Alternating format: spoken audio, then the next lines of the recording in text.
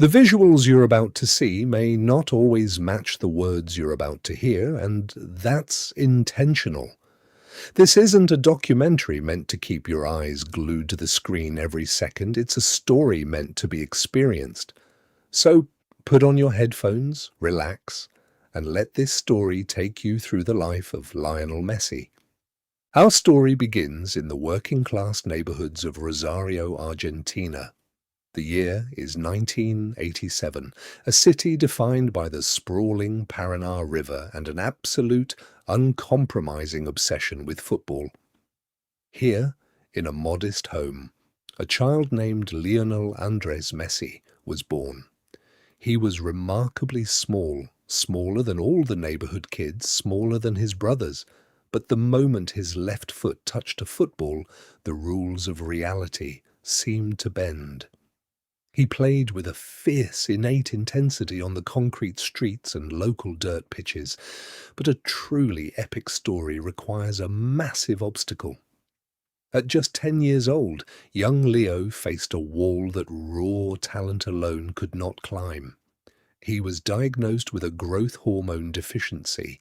His body simply stopped growing. The medical treatment required daily, painful injections, costing $900 every single month. It was a fortune his working-class family and his boyhood club, Newell's Old Boys, simply could not afford.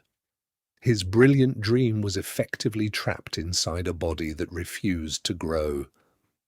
Then came the turning point. Scouting reports crossed the Atlantic Ocean, reaching the desk of FC Barcelona. A sporting director named Carles Rexach watched the 13-year-old prodigy glide past players twice his size. Mesmerized and terrified of losing the kid to another club, Rexach grabbed the nearest piece of paper available in a local cafeteria, a simple paper napkin, and drafted a historic contract, promising that Barcelona would cover the entire cost of the medical treatments. With their lives packed tightly into suitcases, the Messi family uprooted everything, leaving the warmth of Rosario for the unfamiliar shores of Catalonia.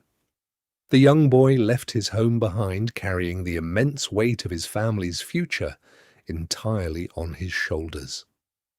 What followed at the Camp Nou stadium was not just a successful football career, it was the birth of an empire. Under the tactical mastery of manager Pep Guardiola, and flanked by legendary midfield maestros Xavi and Iniesta, the quiet boy from Rosario transformed into an absolute footballing deity. The achievements accumulated over the next decade read like a work of pure fiction. 4 Champions League trophies, 10 La Liga titles, 7 Ballon d'Or awards earned in the iconic Blaugrana shirt. In the calendar year of 2012, he achieved the impossible, scoring 91 goals in a single year, obliterating a world record that many experts believed would stand until the end of time. He won every individual accolade, lifted every club trophy, and conquered the European continent completely. He became the undisputed king of modern club football. Yet, 3,000 miles across the ocean, a massive shadow was growing over his legacy.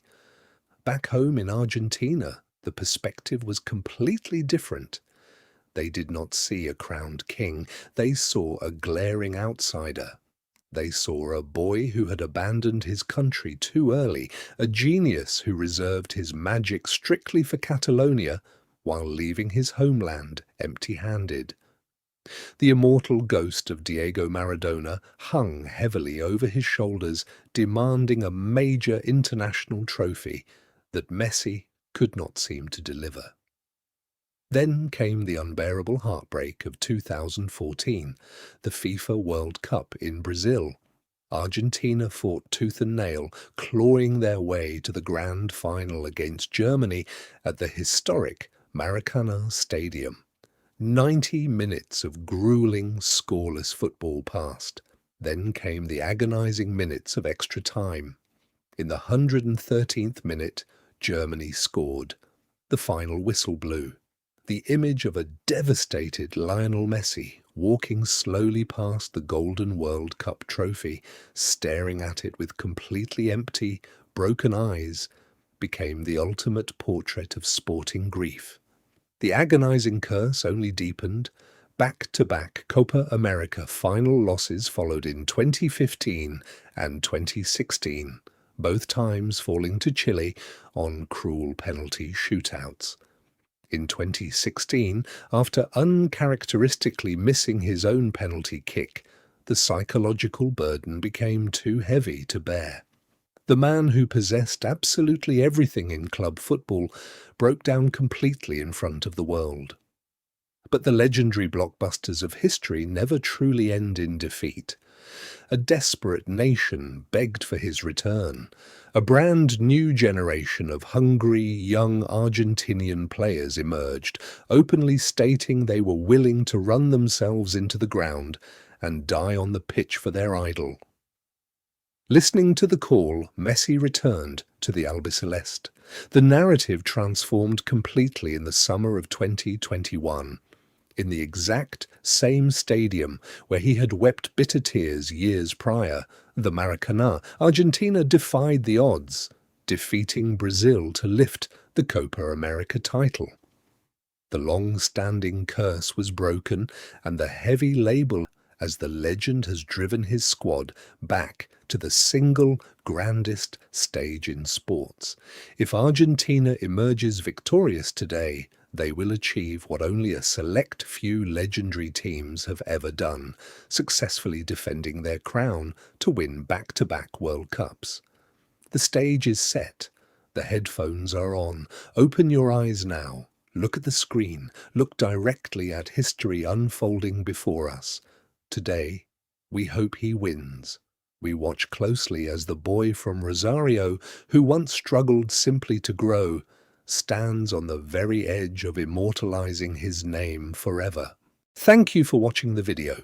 If you enjoyed this journey, make sure to subscribe for more amazing content, hit that notification bell, and leave a comment below on who you think takes the crown tonight.